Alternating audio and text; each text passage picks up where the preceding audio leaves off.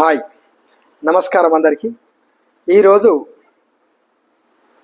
వీడియోలో చెప్పేది ఏంటంటే కర్మబంధాన్ని తొలగించుకోవడం ఎలా.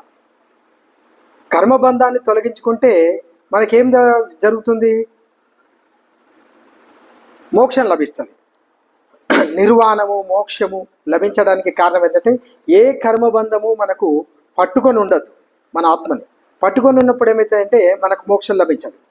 చాలామంది భగవద్గీత చదువుతాం కానీ దాన్ని తరువుగా అర్థం చేసుకుంటే ఎన్నో టెక్నిక్, ఎన్నో రహస్యాలు చెప్పడం జరిగింది అందులో. అయితే మన కర్మబంధాన్ని ఎలా తొలగించుకోవాలి అనే దాని గురించి ఇలా డిస్కస్ చేద్దాం. అర్జునుడు ఒకసారి అడుగుతాడు, ఏమంటే కర్మ సన్యాసం చేయమని చెప్తారు, ఒకసారి మరి కర్మను ఆచరించాలని చెప్తారు. మరి ఏది శ్రేష్టమైంది, దేన్ని పాటించాలి అని అడిగినప్పుడు శ్రీకృష్ణుడు నవ్వేమంటాడంటే అప్పుడు చెప్తాడు, కర్మలు 3 రకాలుగా ఉంటాయి. అసలు కర్మ అంటే ఏంది ఫస్ట్ తెలుసుకోవాలి. కర్మలు 3 రకాలు ఏంటి అంటే కర్మ, అకర్మ, వికర్మ. 3 రకాల కర్మలు ఉంటాయి. అయితే భగవద్గీతలో చెప్పిన ప్రకారం చెప్తున్నాను. కర్మ అంటే ఏంటంటే మనము శారీరకంగా, మానసికంగా, వాచికంగా చేసే చర్యలన్నీ కర్మల కిందకే వస్తాయి. అదే కర్మ. ఫస్ట్ కర్మ గురించి తెలుసుకుందాం. కర్మ అంటే ఏంటంటే మనం చెప్పాం, మంచి కర్మలు ఉంటే చెడు కర్మలు ఉంటాయి. మనకు తెలిసి చేసే కర్మలన్నీ కర్మలే. కర్మ అంటే మనం చేసే పనులన్నీ కర్మల కింద. మంచి పనులు చేస్తే మంచి కర్మ అంటారు, దాంతో పుణ్యం వస్తుంది. చెడు కర్మలు చేస్తే చెడు కర్మ, దానివల్ల పాపం వస్తుంది. అది కూడా బంధనాల్లో చెక్కుకునేదే. కర్మబంధాన్ని తప్పించుకునే అవకాశం లేదు. తర్వాత అకర్మ. అకర్మ అంటే శరీరంతో ఏ పని చేయకుండా ఉండడం, మానసికంగా, శారీరకంగా ఏ పని చేయకుండా నిష్క్రియాతత్వం అంటారు. నిష్క్రియాత అనేది అంటారు. అంటే ఏ పని చేయకుండా ఉండే అకర్మ అంటారు. కానీ ఆధ్యాత్మికములో అకర్మ అంటే ఏంటంటే తన కర్తవ్యాన్ని నిర్వర్తిస్తూ ఉంటాడు, కానీ రాబోయే ఫలితాన్ని పట్టించుకోడు. రిజల్ట్ని ఎక్స్పెక్ట్ చేయడు. రిజల్ట్ ఎక్స్పెక్ట్ చేస్తేనే కదా దుఃఖం వచ్చేది. కానీ ఏ రిజల్ట్ని ఎక్స్పెక్ట్ చేయకుండా ఉండేదాన్ని అకర్మ అంటారు. ఆధ్యాత్మికంగా చెప్పబడింది. అంటే ఒక చిన్న పిల్లవాడికి ఒక వస్తువు ఇస్తే ఎంత ఆనందంగా ఆడుకుంటాడు, వాడు రిజల్ట్ గురించి, తర్వాత జరిగే పరిణామాల గురించి ఆలోచించాడు. అంటే ఆనందంగా ఉంటాడు. అట్లాగే తన పనిని సంతృప్తిగా చేస్తూ ఆనందంగా ఉంటూ ఎలాంటి పొగడ్తలకు ఆశించాడు, ఎలాంటి బహుమానాలు ఆశించాడు, ఎలాంటి రిజల్ట్స్ని కావాలని ఆశించాడు. దాన్ని అకర్మ అని అంటారు. ఇక వికర్మలు అంటే ఉద్దేశపూర్వకంగా చేసే చెడు కర్మలన్నీ వికర్మలే. అంటే దొంగతనం చేయడం, అబద్ధం చెప్పడం, మోసం చేయడం, ఇతరులను వంచడం, ఇవన్నీ వికర్మలే. అది కూడా దానికి శిక్షలు తర్వాత జన్మలో ఉంటుంటాయి. సంచిత కర్మలో ఉండి అవి శిక్షలు అనుభవించాల్సి వస్తుంది. అయితే ఈ కర్మబంధాన్ని తప్పించుకోవడం ఎలా మరి మోక్షం లభించాలంటే దారి కావాలి కదా. ఒక మానవ జన్మతోనే సాధ్యం మోక్షం లభించాలంటే.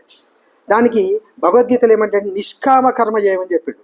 నిష్కామ కర్మ అంటే ఇప్పుడే మాట్లాడుకున్నాం. అకర్మలో ఆధ్యాత్మికంలో ఏమన్నామంటే ఎలాంటి ఫలితం ఆశించకుండా చేసాడు.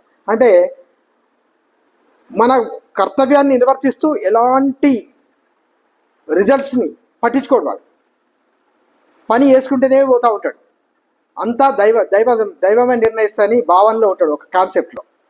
కాబట్టి అది నిష్కామ కర్మ చేస్తే మనము కర్మబంధం నుంచి తప్పించుకోవచ్చు. అంటే అరటాకు మీద, అంటే తామరాకు మీద నీటి బిందువు వలె. అంటే బిందు వేస్తే అది అంటుకుంటుందా? అంటుకోదు, జారిపడుతుంది. అట్లాగే మనకి ఏ కర్మలు కూడా మనం పట్టి ఉంచవు, మళ్ళీ జన్మలు ఉండవు. మనం భగవంతులు ఐక్యమైపోతాం. ఇక రెండవది ఆత్మజ్ఞానం ద్వారా కూడా మనకు ఏం దొరుకుతుంది? కర్మలను తొలగిపోతాయి. ఎట్లా ఆత్మజ్ఞానం అంటే ఏంది? అన్నింటిలో అద్వైత సిద్ధాంతం చెప్తాడు శంకరాచార్యుడు. శంకరాచార్యుడు ఒకతను వచ్చి అడుగుతాడు, నీవెవరు అని అడుగుతాడు. అడిగితే నేను ఆత్మస్వరూపుడిని అంటాడు శంకరాచార్యుడు. నేను శంకరాచార్యుడు అని చెప్పుకోలే పేరు. అతన్నాడు నేను ఆత్మస్వరూపుడిని అన్నాడు. అంటే నీలో ఆత్మ ఉన్నది, అన్ని జంతువులలో ఆత్మలు ఉంటాయి, అందరి మనుషులలో కూడా ఆత్మలు ఉంటాయి. ఆత్మదర్శనం వేయాలి, కానీ ఇంద్రియాలు చేసిన తప్పులను గమనిస్తూ కూర్చోవద్దు. మనం మనిషిని బేరీజ్ చేసే ఆత్మ, అన్ని ఆత్మలు ఈ తత్వంతోనేమొస్తుందంటే మనకు ఆ ఆత్మ, ఈ ఆత్మ, నీ లోపల భగవంతుడు, నా లోపల భగవంతుడు, అన్ని ఆత్మల యొక్క పరమ ఉద్దేశము మనకు మోక్షం లభించడం. పరమాత్మ అంటే పెద్ద ఆత్మలో కలిసిపోవడం అన్నట్టు. అంటే దీన్ని బట్టి ఏం తెలుస్తున్నది? నీ ఆత్మ ఆత్మ వేరు కాదు, నువ్వు ఒకటే అనే రాగానే మనం వాళ్ళని ఏం విమర్శించము, ఏమో కోపడం ఏం చేయము ఇక, ఎందుకంటే నువ్వు నేను ఒకటే కాబట్టి. ఆ రకంగా అద్వైత సిద్ధాంతం చెప్పిన ఆత్మజ్ఞానం అనేది ఆత్మజ్ఞాన వైరాగ్యంతో మనము మోక్షము పొందొచ్చు, కర్మబంధం నుంచి విముక్తి పొందొచ్చు. అంటే మనస్సు ఇంద్రియాలు శరీరము కాకుండా ఇంకా లోపల ఎవడో ఉన్నాడు అని, ఈ చెయ్యి ఎవరిది అని నీ చేయించు పెడితే నా చెయ్యి అంటున్నది, నేను చెయ్యి అంటలేవు, నేను అంటలేవు, దీన్ని నా చెయ్యి అంటున్నావు. అంటే నా చెయ్యి అనేది లోపల ఏదో ఉన్నది కదా ఆత్మ, ఆ ఆత్మనే నీవు అన్నట్టు. ఆ నీవెవరు అని తెలుసుకోవడమే, ఎప్పుడు ప్రశ్నించుకోవాలి నేనెవరు ప్రశ్నించుకుంటే ఆత్మజ్ఞానం కలిగి మనకు కర్మల నుంచి విముక్తి కలిగి మనకు మోక్షం లభిస్తుంది. ఇక భక్తి యోగం ద్వారా కూడా మనము కర్మల నుంచి కర్మబంధాల నుంచి తప్పుకోవచ్చు. భక్తి యోగం అంటే ఏంటంటే భక్తి భజనలు కీర్తనలు పూజలు అన్నీ చేస్తూ సదా దైవ జ్ఞానంలో దైవ ధ్యానంలో ఉంటాడు. అతను బ్రహ్మముతో చరిస్తూ ఉంటాడు, సదా ఇప్పుడు భక్తి మార్గంలోనే ఉంటాడు. దాంతో కూడా మనము మన అన్ని పాపాలన్నీ పోతాయి, పుణ్యాలన్నీ జమై అప్పుడు మనకు కర్మబంధాల నుంచి విముక్తి కలిగే అవకాశం ఉంటుంది భక్తి యోగం ద్వారా కూడా. తర్వాత ధ్యానము మరియు యోగం. ధ్యానము యోగము ప్రాణాయామం చేయడం వల్ల ఏమైతే అంటే మనస్సు శుద్ధి కలుగుతుంది. మనస్సు శుద్ధి కలిగితే మనం వికర్మలు ఏమేమి అన్ని అకర్మలే చేస్తుంటాం, అన్నీ అంటే ధర్మబద్ధంగా అన్ని చేస్తుంటాం కాబట్టి మనము కర్మల చేత బంధించబడి ఉంటాం. కాబట్టి ధ్యానము మెడిటేషన్ చేయడము యోగా చేయడం ప్రాణాయామం చేయడం వల్ల మనశ్శుద్ధి కలిగి అంతా మంచి జరిగి మనకు బంధనాల నుంచి విముక్తి కలుగుతుంది. మళ్ళీ సత్కర్మలు చేయడం కూడా మంచిది, దాన ధర్మాలు, తర్వాత అందరికీ మనుషులకు మంచి చేయడము, జీవరాశులకు భోజనాలు పెట్టడము, తల్లిదండ్రులు బాగా చూసుకోవడం, అన్ని సత్కర్మలు. ఇవన్నీ చేయడం వల్ల ఏమవుతాయంటే యజ్ఞ యాగాదులు చేయడం, ఇవన్నీ సత్కర్మలు. అన్నదానం చేయడము, విద్యాదానం చేయడము, ద్రవ్యదానం చేయడము, ఈ దానాలు పూజలు అవన్నీ చేస్తే సత్కర్మలు చేయడం వల్ల కూడా మనకు కర్మల నుంచి విముక్తి కలుగుతుంది. విముక్తి కలిగి మనము మోక్షంలో పొందే అవకాశము 99% ఉంటుంది. ఇక కర్మ ఫలితాలను సమర్పించడం, అన్నిటికీ కృష్ణార్పణం అనాలి. కృష్ణార్పణం అంటే ఏ పని చేసినా కృష్ణార్పణమే. అది నువ్వు అంటే నువ్వు ఎట్లా నేను చేశాను అని ఎక్కడ కూడా వాడద్దు, నేను నాది నాకు అని. ఒకసారి అనిబిసెంటు జిడ్డు కృష్ణమూర్తి ఫిలాసఫర్ మీకు తెలిసే ఉంటారు, విశాఖపట్నం మదనపల్లిలో ఉండేవాళ్ళు. అతను మొన్నదాకా బతికే ఉండే 1975 వరకు అనుకుంటా. అతను ఫిలాసఫర్, గ్రేట్ ఫిలాసఫర్. పుట్టుకతోనే వేదాంగాలు అన్నీ అతనికి నోటికి వచ్చాయి. 9 సంవత్సరాల బాలుడికి పోయి అడుగుతుంది, అతను చాలా తెలివైన వాడంటే అనిబిసెంట్ పోయి అడుగుతుంది వాట్ ఈజ్ మోక్ష అని. మోక్ష అంటే సింపుల్, ఏం లేదు, చిన్న ఎక్సర్సైజ్ ఇస్తా మీరు చేయండి మీకు మోక్షం అంటే ఏంటో తెలిసిపోతుంది అంటాడు. ఏంటి చెప్పండి నేను చేస్తానంటే అప్పుడు చెప్తాడు అన్నట్టు. ఎవరు మన జిడ్డు కృష్ణమూర్తి ఫిలాసఫర్ ఏమంటే చెప్తాడంటే మీరు మాట్లాడేటప్పుడు నేను నాది నాకు అనే 3 పదాలు రాకుండా మీరు మాట్లాడండి మీకు మోక్షం లభిస్తుంది అని చెప్తాడు. అంటే నేను నాది నాకు ఇందులో ఏమున్నది అనుకొని ఇంటికి వెళ్తుంది. ఇంటికి వెళ్ళిన తర్వాత ప్రతి పనికి నేను చేసిన ఇది నా ఇల్లు నాది అని అంటున్నాడు. అంటే ఈ 3 పదాలు కంటిన్యూగా రాగానే అబ్బో వీటి వల్లనే నా ఆత్మ బంధించబడి ఉంటున్నది, ఇది నాది నేను అనుకోవడం వల్లనే ఇక్కడ బంధించబడి నాకు మోక్షం కలగకుండా దీన్ని మోక్షం అంటారా అని తెలుసుకొని చాలా సంతోషపడిపోయి అతన్ని అడాప్ట్ చేసుకుంటుంది. అడాప్ట్ చేసుకొని దివ్యజ్ఞాన సమాజం అనేది ఋషివాలి ఆశ్రమం స్థాపించి దివ్యజ్ఞాన సమాజం అనే అంటే థియోసాఫికల్ సొసైటీ ఆఫ్ ఇండియా స్థాపించింది. చరిత్రలో మనం చదివినాం, అదంతా 8వ తరగతి సోషల్లో ఉన్నది. అయితే దీని ద్వారా కూడా మనం కర్మబంధాల నుంచి తొలగించుకునే అవకాశం ఉంటుంది. అంటే కర్మ ఫలితాలన్నింటినీ సరెండర్ చేసేయాలంటే నేను అనే కర్తృత్వ భావన ఉండదు, అంతా భగవంతుడు చేపిస్తున్నాడు, భగవంతుడు చేపిస్తేనే నేను చేస్తున్నా అనే భావనలో ఉండాలి. దాన్ని మళ్ళా తర్వాత నడిస్తే దేవుడి చుట్టూ నడుస్తున్నట్టే అనుకోవాలి, మాట్లాడితే హరినామస్మరణ తప్ప వేరేది రావద్దు.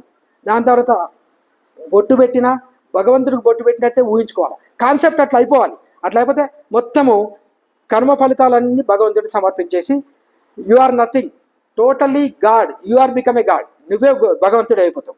ఎప్పుడైతే అహంకారము మమకారం తొలగిపోతుందో తర్వాత సన్యాసం మరియు వైరాగ్యంతో కూడా మనము కర్మబంధాన్ని తొలగించుకోవాలి.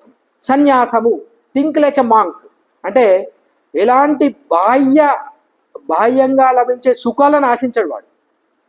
థింక్ లైక్ ఎ మాంక్ అంటే ఒక సాధువులాగా ఆలోచించడం మొదలు. సన్యాసం వైరాగ్యం ఉండాలి, ఏది శాశ్వతం కాదు, కనిపించే అన్ని నశ్వరములే, అన్నీ నశించేవే అనే ఫీలింగ్లో ఉండి దొరుకుతుంది ఇంటర్వ్యూ లేకుండా సదా దైవధ్యానం ఉంటాడు వాడు సన్యాసి. సన్యాసి అంటే లోపల అరిషడ్ వర్గాల ద్వారా మనకు మాయాప్రభ మనసు ద్వారా ఏ అయితే మనం పరిగెత్తుతూ ఉంటాం ఆశల కోసం, ఆశలన్నీ వదిలిపెట్టేయడమే సన్యాసము. అంతే. సన్యాసం అంటే కాషాయ వస్త్రాలు ధరించి భిక్షమెత్తుకోవడం కాదు సన్యాసం అంటే. సన్యాసం అంటే మానసికంగా, శారీరకంగా అన్ని రకాలుగా అన్ని వదులుకోవాలి. ఏ దాని మీద కూడా ప్రీతి అనేది ఉండకుండా ఉండడమే సన్యాసం.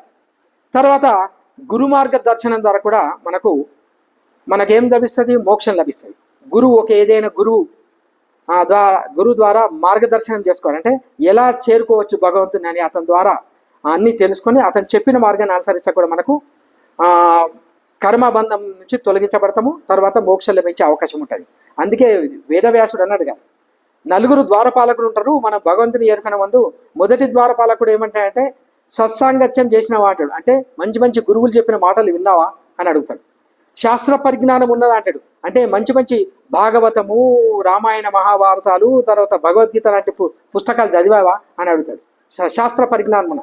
శమము అంటే మెడిటేషన్, అంటే ధ్యానం చేసినావా అంటాడు. ధమము అంటే ఇంద్రియ నిగ్రహం కోసం నువ్వేమేం చేసినావు, ఉపవాసాలు చేసినావా, ఏం చేసినావు, ఇంద్రియాల్ని నీ కంట్రోల్లో ఉంచుకోవడానికి నువ్వేమేం పద్ధతులు వాడినావు అని అడిగి ఆ 4 ద్వారపాలకులు సంతృప్తి పడితేనే లోపలికి భగవంతుని వైపు పంపిస్తాడు, లేకపోతే బ్యాక్ టు పెవిలియన్.